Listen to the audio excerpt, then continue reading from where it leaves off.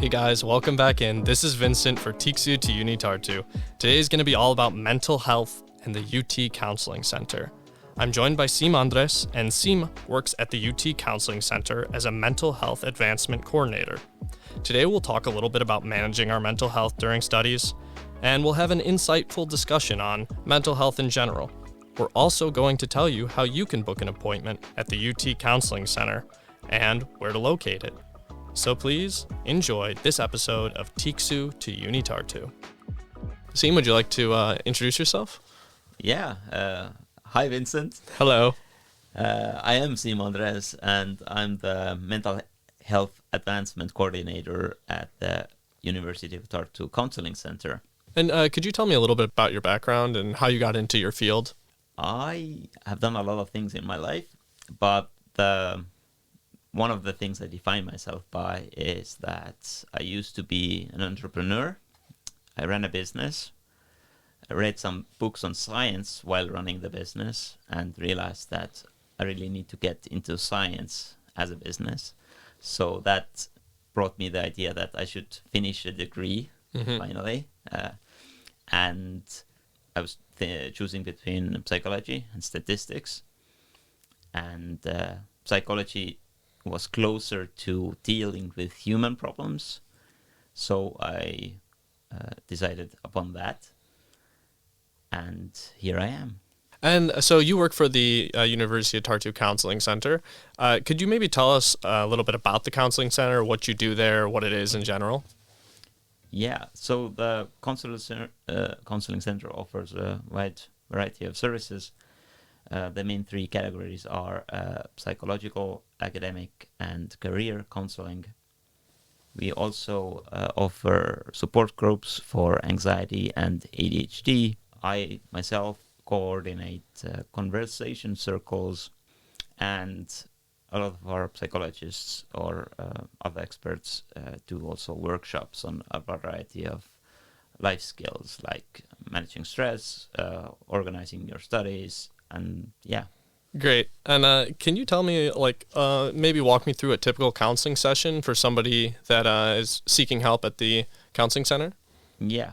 So my training is in cognitive behavioral therapy, which is the therapy with the strongest evidence base currently.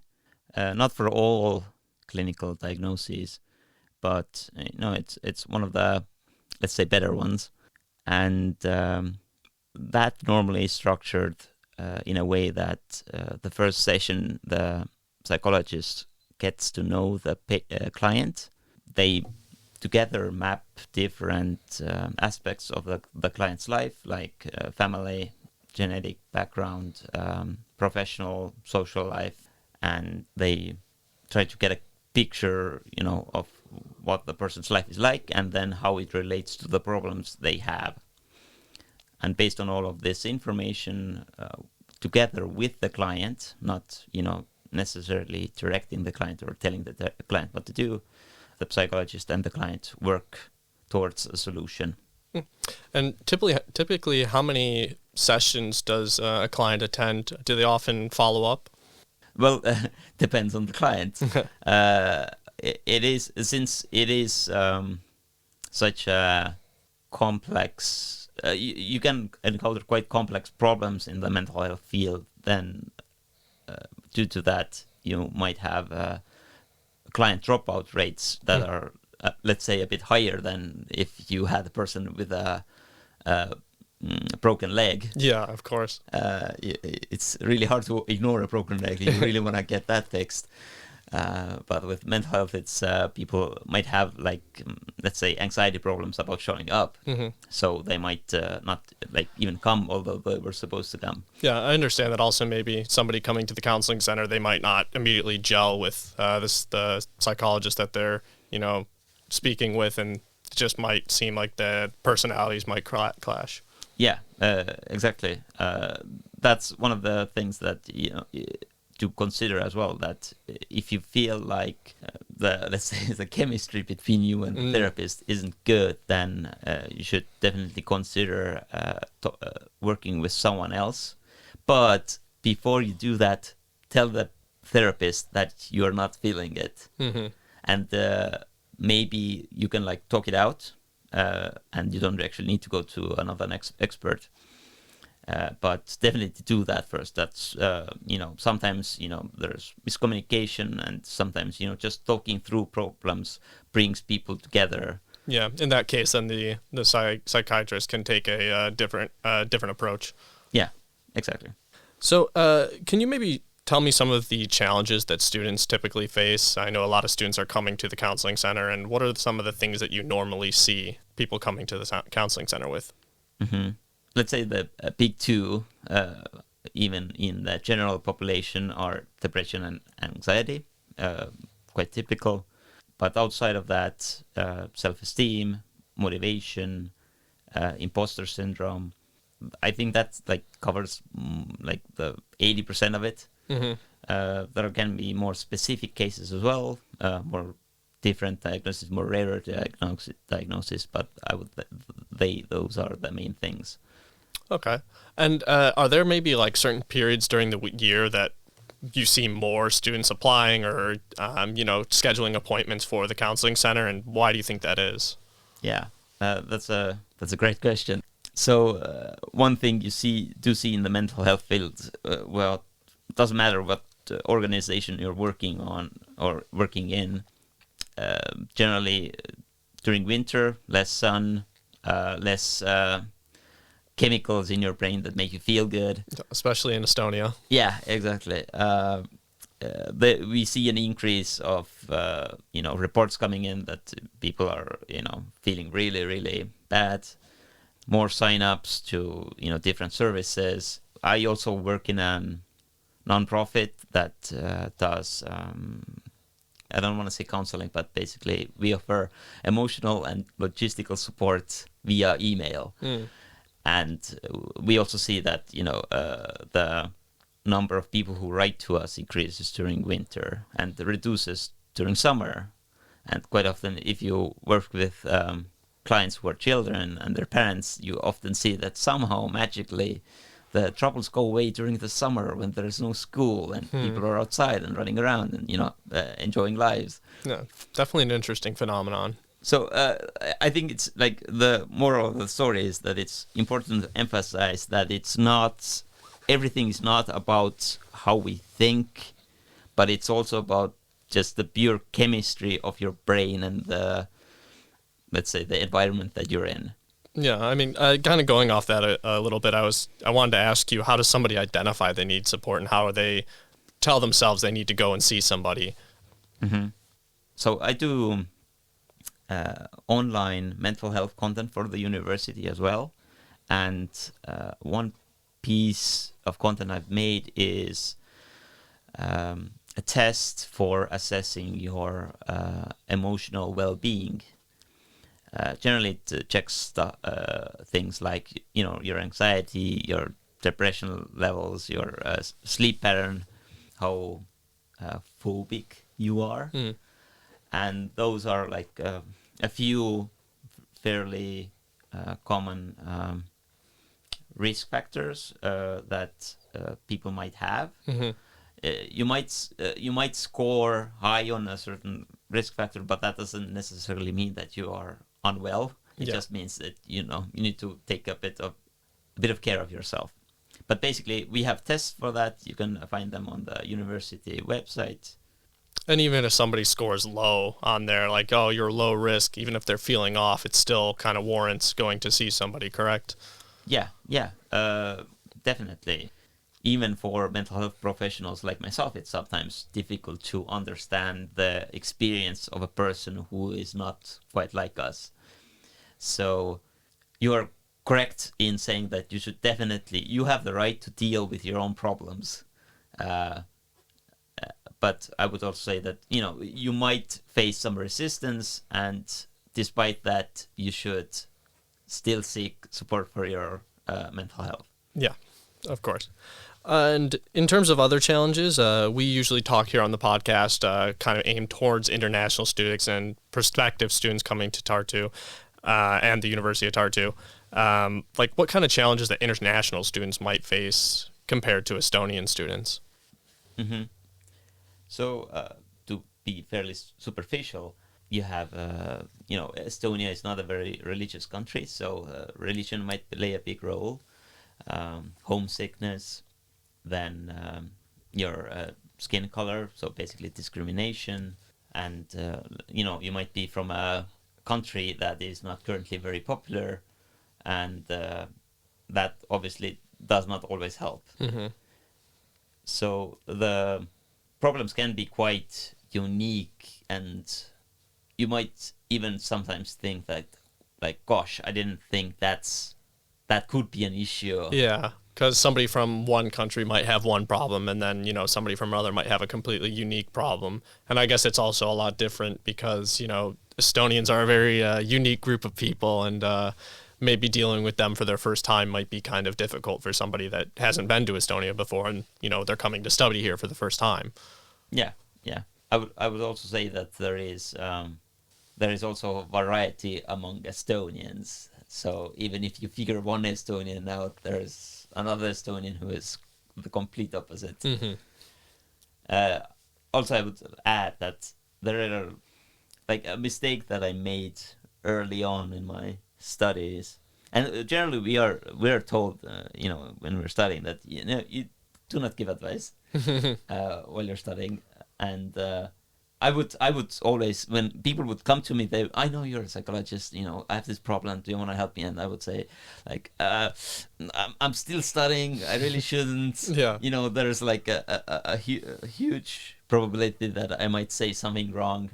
And then, having done the disclaimer, they would still insist. Mm-hmm. And I would, okay, tell me about your problem, and I would, do it based on what I know. And I would sometimes base my answer on some statistics that I know about, let's say, men and women Mm-hmm. in general and globally. And then, but what I did not consider is that person is from a specific Asian country. Yeah. And their statistics are not corresponding to the global statistics that I know. Mm-hmm. So my advice was not necessarily correct.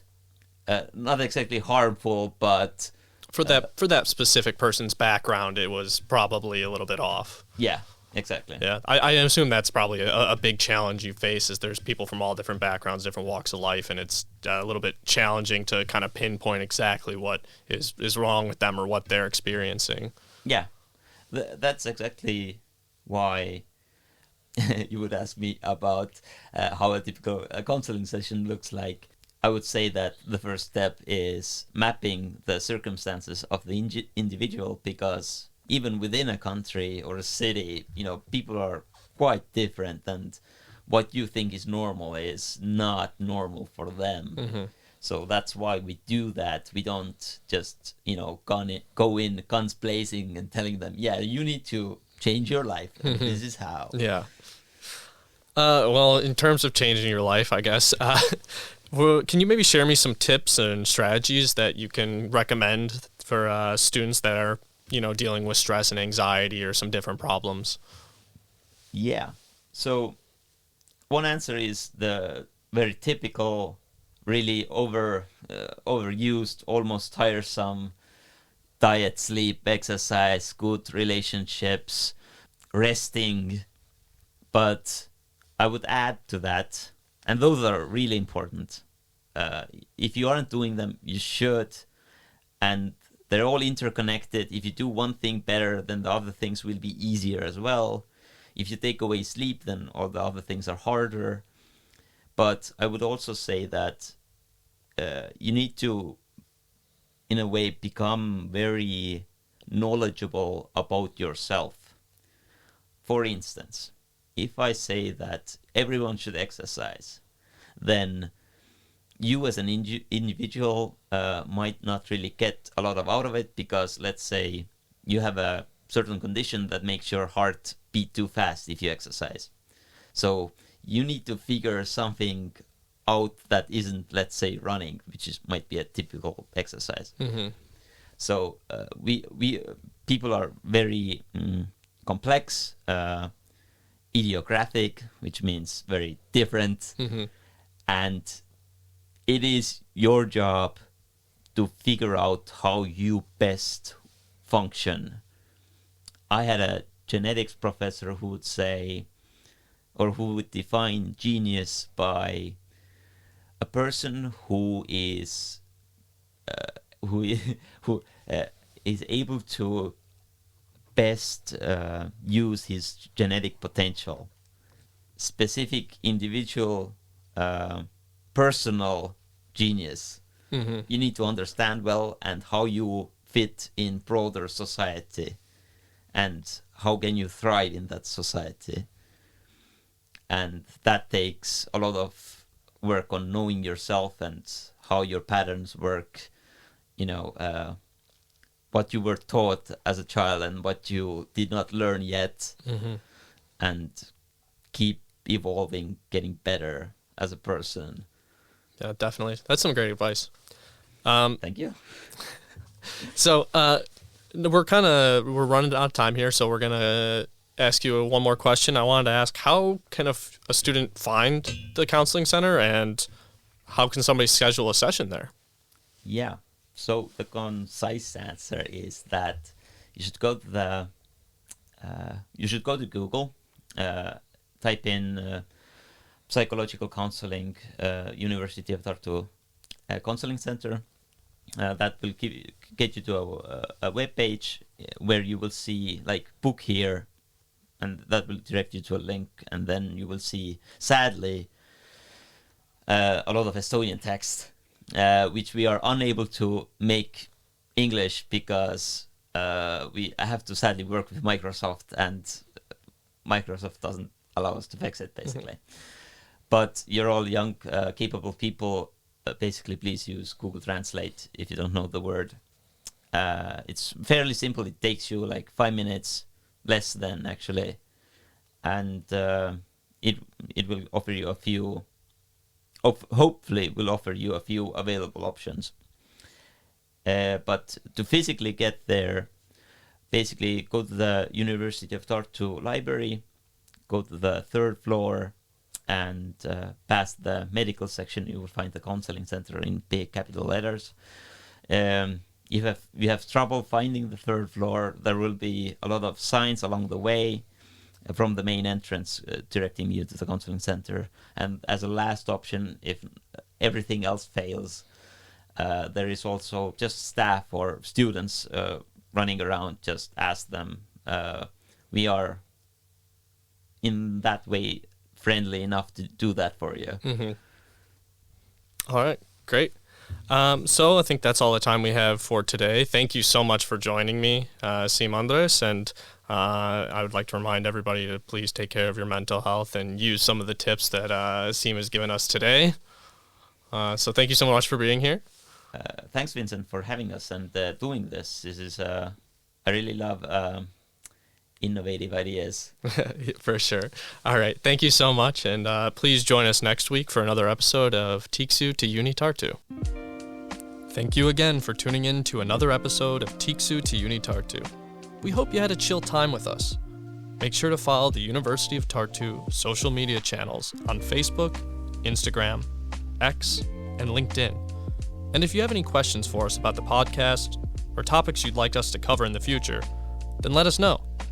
And this has been Tiksu to UniTartu.